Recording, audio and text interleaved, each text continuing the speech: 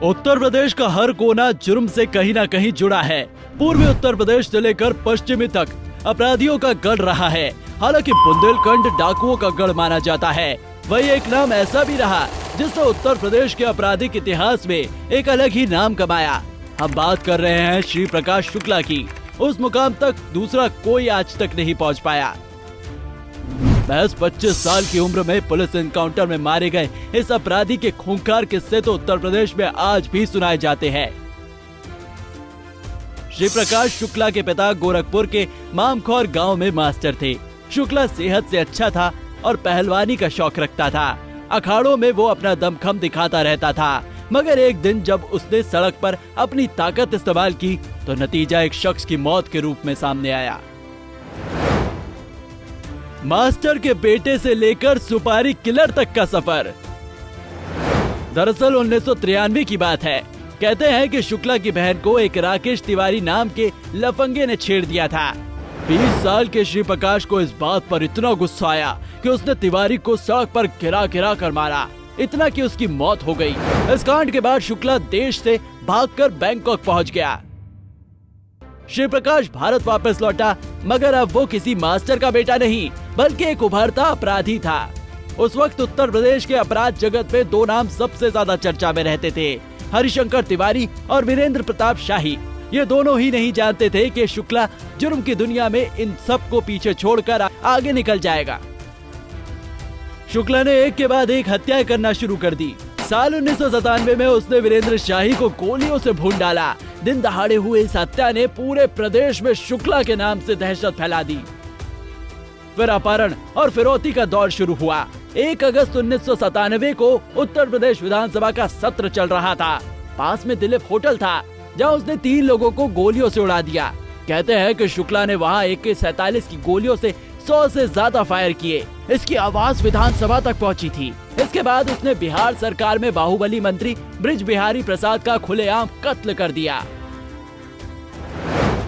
उत्तर प्रदेश में पहली बार STF का गठन।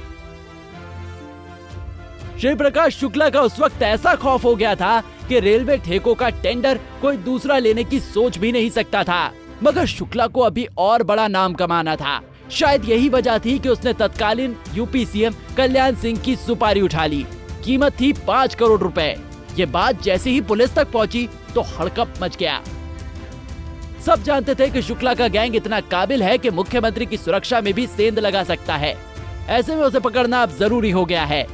कहते हैं कि उसी वक्त 4 मई 1998 को STF यानी स्पेशल टास्क फोर्स वजूद में आई। अब जिंदा या मुर्दा शुक्ला का चैप्टर खत्म करना ही था। STF शुक्ला की तलाश में जुट गई, मगर उनके पास श्री प्रकाश की पहचान करने के लिए कोई तस्वीर नहीं थी। मालूम पड़ा कि श्री प्रकाश कभी अपने एक रिश्तेदार की बर्थडे पार्टी में गया था। वहाँ उसकी एक तस्वीर खींची गई थी, मगर किसी में भी हिम्मत नहीं थी कि वो तस्वीर पुलिस को दे। हालांकि STF ने दबाव डालकर तस्वीर ली और वादा किया कि उन रिश्तेदारों का नाम नहीं आएगा। ऐसे में STF ने लखनऊ के हजरतगंज इलाके में एक स्टूडियो में फोटो को एडिट करवाया। जिस फेमस तस्वीर को लोग देखते हैं उसमें शक्ल तो शुक्ला की है, मगर धड़ सुनील शेट्टी का है, जिसे पुलिस ने पोस्ट कार्ड से काट कर लगवाया था ताकि शुक्ला समझ न सके कि उसकी ये तस्वीर आई कहां से। STF से मुठभेड़ में मिली बेरहम मौत। श्री प्रकाश शुक्ला एक गंदा और अय्याश किस्म का आदमी था। उसे महंगी कॉल गर्ल्स, बड़े होटल, मसाज पार्लर वगैरह का बड़ा शौक था। कहते हैं दोस्तों में वो डायलॉग मारता था कि उसका टेलीफोन का खर्च रोजाना 5000 रुपए है, मगर उसे नहीं मालूम था कि यही रंगबाजी उसकी मौत का कारण बनेगी। दरअसल शुक्ला बात करने के लिए कई सिम कार्ड इस्तेमाल करता था, मगर पता नहीं क्यों जिंदगी के आखिरी हफ्ते में उसने एक ही सिम कार्ड से बात की। इससे पुलिस को उसका फोन टैप करने में आसानी हो गई। 21 सितंबर की शाम एक मुखबिर ने STF को बताया कि अगली सुबह 5:45 पर शुक्ला रांची के लिए इंडियन एयरलाइंस की फ्लाइट लेगा। STF ने दिल्ली एयरपोर्ट पर जाल बिछाया, मगर शुक्ला हाथ नहीं आया। फोन टैपिंग से मालूम पड़ा कि शुक्ला की फ्लाइट छूट गई थी और अब वो अपनी गर्लफ्रेंड से मिलने गाजियाबाद आने वाला है। पुलिस ने उसकी वापसी के समय जाल बिछा दिया। दिल्ली गाजियाबाद स्टेट हाईवे पर फोर्स लगा दी गई। वो HR 26G 73 नंबर की CLO कार से गाजियाबाद के लिए निकला। गाड़ी का नंबर फर्जी था। रास्ते में उसे एहसास हो गया कि उसकी गाड़ी का पीछा किया जा रहा है। ऐसे में उसने अपनी गाड़ी कच्चे रास्ते में उतार दी। उस वक्त शुक्ला के साथ उसके साथी अनुज प्रताप सिंह और सुधीर त्रिपाठी भी थे। स्टेट हाईवे से 1 किलोमीटर हटकर उत्तर प्रदेश एसटीएफ की टीम ने उसे घेर लिया गया। शुक्ला ने खुद को घिरा पाकर गोलियां चलानी शुरू कर दी। शुक्र था कि उस दिन उसके पास AK-47 नहीं थी। उसने रिवॉल्वर से 14 गोलियां चलाई।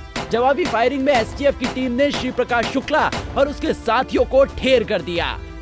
22 सितंबर 1998 को श्री प्रकाश शुक्ला के जीवन का सूर्यास्त हो गया। एक ऐसा अपराधी जिसके गैर कानूनी काम उत्तर प्रदेश, बिहार, दिल्ली, पश्चिम बंगाल और नेपाल तक फैले थे, उसका खौफ एसटीएफ ने खत्म कर दिया था। बता दें कि श्री प्रकाश शुक्ला की जिंदगी पर 2005 में फिल्म सहर बन चुकी है। साथ ही रंगबाज वेब सीरीज भी साल 2018 में आई थी। Bureau desk, Punjab Kesari TV.